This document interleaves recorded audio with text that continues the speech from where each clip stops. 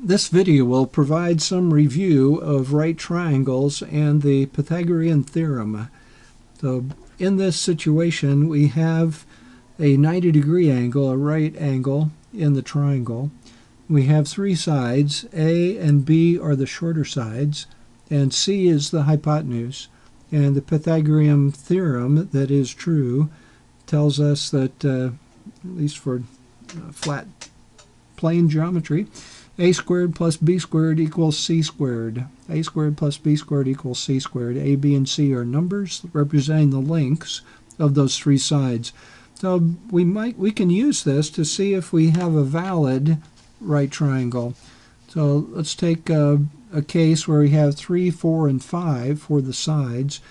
I'm going to use 3 for A. Doesn't matter if it's A or B, but I can't repeat it, so B is now 4, and C would be the 5. The hypotenuse is C. And if we do this, we get 9 plus 16, and we're trying to verify to see if this is a valid right triangle, and it is, because the Pythagorean Theorem is satisfied. So 25 equals 25. This is a valid right triangle. Let's try a different case. Let's suppose that we have a situation with 5, 7, and 6 for the task. Is this a valid right triangle? Without even computing, you should notice this is not a valid right triangle. I'll go ahead and do the computation and then tell you why you don't need to bother.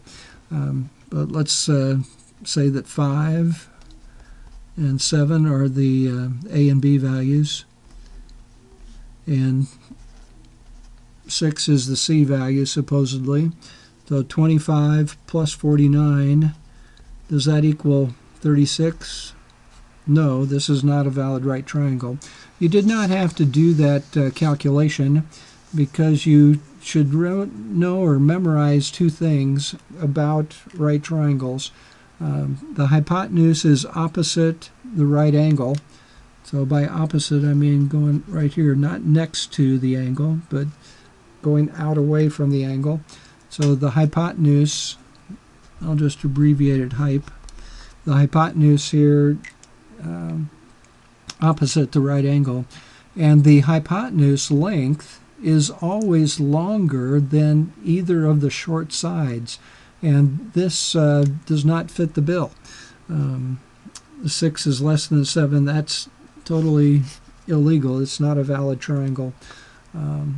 So Pythagorean theorem can be used to check that. Let's put another one up here.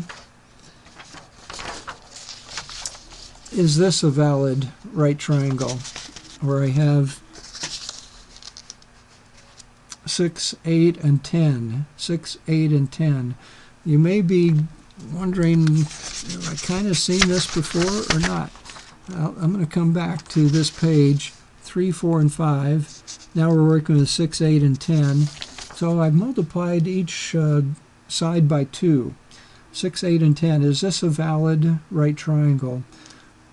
I'm just going to go ahead and call 6 the A, B the value of 8, and C the 10, and we get 36 plus 64. Is that equal to 100? Yes. So this is a valid right triangle. I don't know if I didn't really need to bother and go into all that work. If I go back to the case of 3, 4, and 5, if I do 2 times 3 squared plus 2 times 4, my bad, 2 times 4 inside this parentheses squared, it's not 24, it's 2 times 4. And is that going to be equal to 2 times 5 squared? So I'm doing 6, 8, and 10, each individually squared. I can factor out here.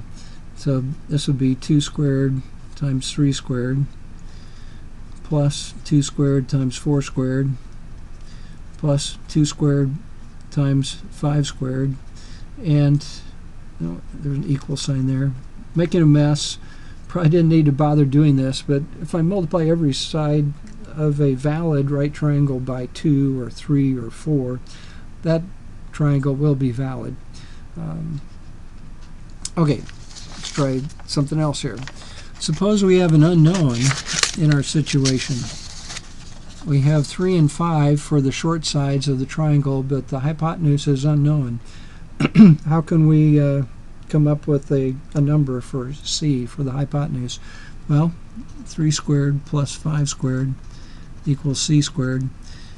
9 plus 25 is C squared. 34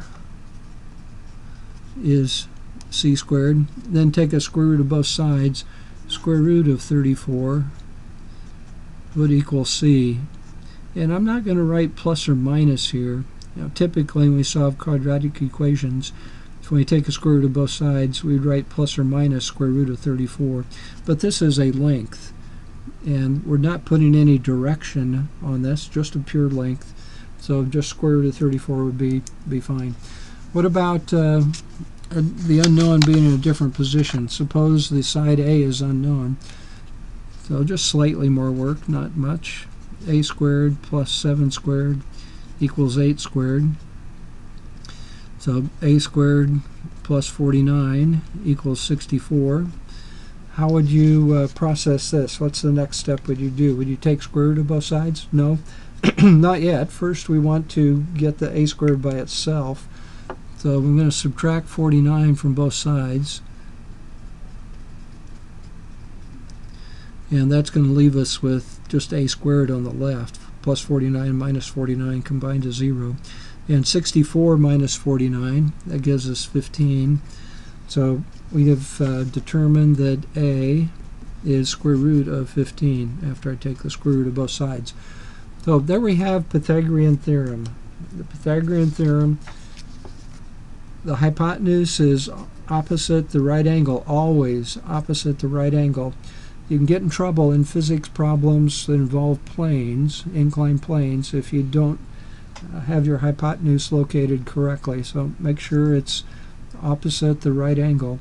And always realize the hypotenuse is the longest side of the triangle.